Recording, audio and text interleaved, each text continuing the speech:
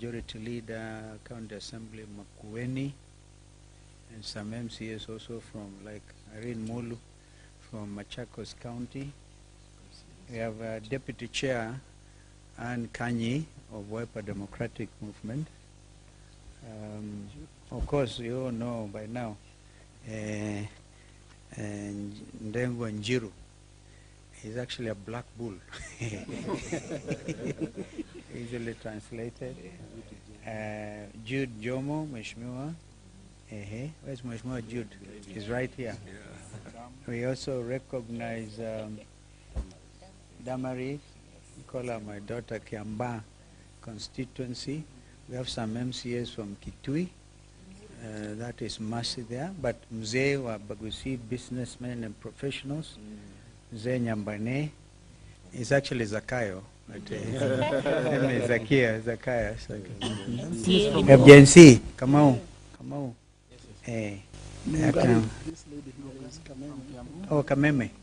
And also, she was secondly for the women rep. Thank you. She lost marriage. Oh, well done.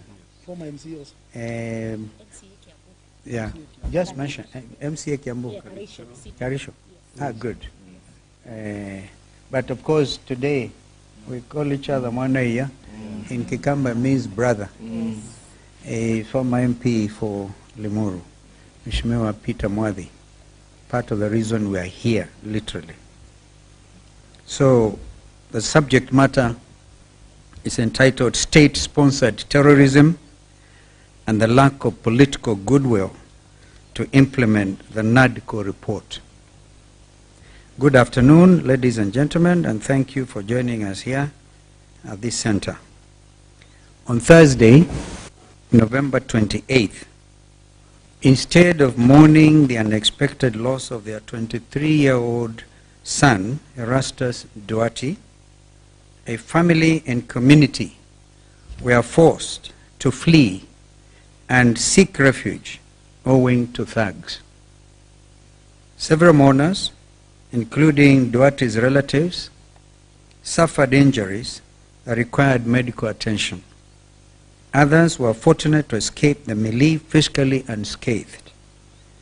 As the dust settled, it was evident that these goons had one purpose in mind: to disrupt, to destroy, and prevent persons whom they felt were hostile to the Kenya Kwanza administration from interacting with mourners in Bibirone village, Limuru constituency, Kiambu County.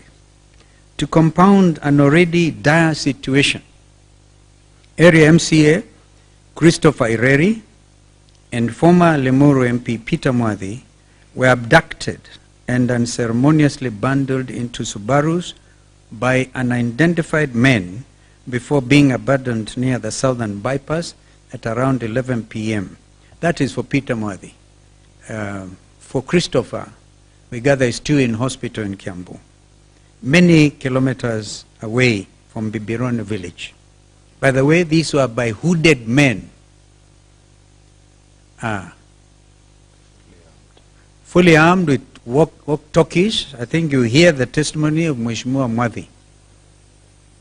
Despite the statements from both the Inspector General of the National Police Service, Mr. Douglas Kanja, and the Director of the Directorate of Criminal Investigations, DCI, Mr. Mohammed Amin, that the chaos was due to, quote unquote, a lack of advanced intelligence, and that Honorable Mwadhi and Honorable Ireri were not in their custody.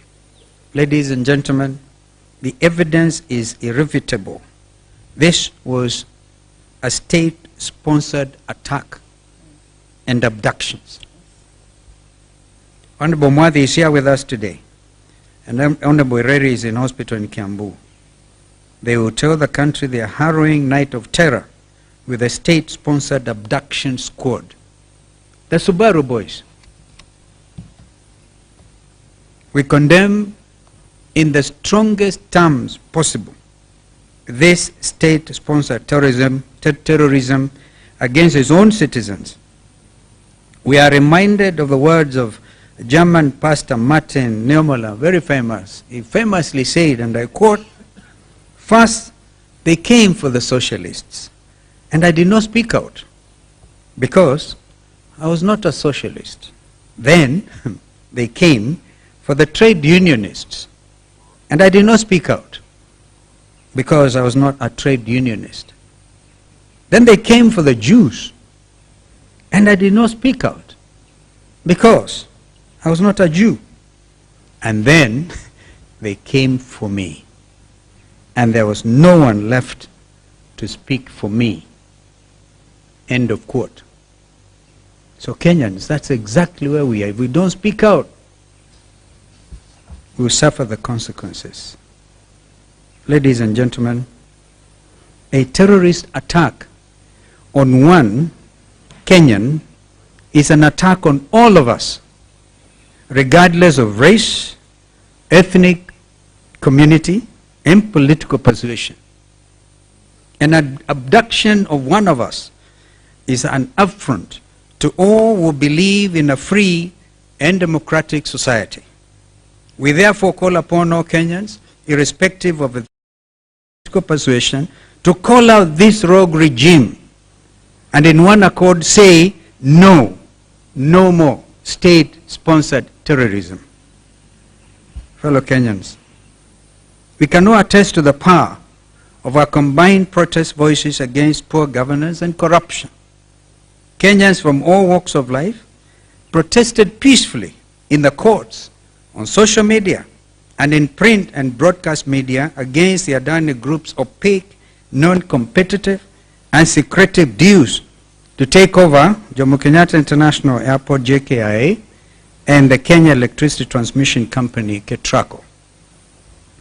It was the U.S. Department of Justice's indictment of Adani for violations of the Foreign Corrupt Practices Act, a U.S. anti-bribery law that finally forced Mr. Ruto to concede and purports to cancel the Adani Group deals in the transport and the health sectors on Thursday, November 21, during the State of the Nation address. Whether or not Mr. Ruto's embarrassing concession was due to foreign intervention, it is clear that he did not listen to his fellow Kenyans as he later claimed. What is evident and should be clear to Mr. Ruto and his government is that the voices of the people are and will continue to be the most important, as stated plainly under Article 1 of Kenya's Constitution 2010. While we, the People's Law Opposition, acknowledge, encourage, and respect people's voices, the victory is by no means complete. The opaqueness in the purported cancellation of the JKI and KETRACO deals needs to be examined. In addition, the Adani connection, the Social Health Authority, SHA, and Social Health Insurance Fund, SHIF, the Adani needs to be severed immediately. Ladies and gentlemen, co-chair of the dialogue process, I can attest that we negotiated in good faith. This regime has demonstrated time and again that they are not interested in justice or in the interests of Kenyans. Since the tabling of the report in Parliament almost a year ago, on December 7th, 2023, the NADCO agreement has not been implemented. The few concessions on the cost of living have not even been honored. The matters relating to electoral justice have not been implemented, including evaluation of the 2022 election outcomes. The constitutional and legal reforms to ensure credible elections are still pending. Aggression against Jubilee, because we also had that as a very important agenda item, and that's not contained in my statement here. But that was a very important agenda, integrity and commitment to multi-party democracy. And by that we meant that this state-sponsored aggression on Jubilee Party had also to stop. We now know there's even again state-sponsored appeal to the higher courts. The Kenya Kwanza regime is clawing back and putting the country on a dangerous trajectory. They are determined to violate the NADCO agreement and the proposed constitutional and legal instruments agreed. Of particular concern are the constitutional timelines for boundary delimitation and the reconstitution of the Independent Electoral Boundaries Commission, IEBC. The regime is already breaching the Constitution by failing to meet constitutional deadlines for boundary delimitation. We are already facing, ladies and gentlemen, a constitutional crisis. And I saw the cry by the management of the IEBC saying they're seeking an advisory for the Supreme Court. Well, they should just tell Mr. Ruto to implement NADCO report. On IEBC, the regime is not interested in the reconstitution of a credible commission. Through sponsored court cases, the process of setting up the panel has been frustrated. We have a simple question for the judiciary, which, as we say, the last line of defense for democracy. Did the Constitution envisage a situation where the commissioners of the IEBC are not in office? Did the framers of our Constitution contemplate a situation where the courts can allow for a dysfunctional commission? The unpopular regime does not want Kenyans to exercise their sovereign authority by electing leaders through by-elections and referendums, recalling unpopular elected officials or members, and properly preparing for the 2027 elections. Kenya Kwanza is preparing to undermine the people's sovereign authority and manipulate the next election. We will, of course, not allow them. The bill in Senate to stop, for example, the live streaming of results is one way of stealing elections, the coming elections. We will not allow them. In 2024, as the country's position deteriorated, Kenya's violent youth, headed by Generation Z, returned to the streets to seek justice for Kenyans. They were confronted with severe force as of 2023. In reality, there are being orders of abduction and extrajudicial killings following the Gen Z revolution. We want to tell the Gen Z and the Gen Wote that we will continue to stand with them against this state-sponsored violence and impunity. We are still unearthing evidence of infractions, including those that contravene international law. The regime cannot understand the just demands of Kenyans cannot be wished away.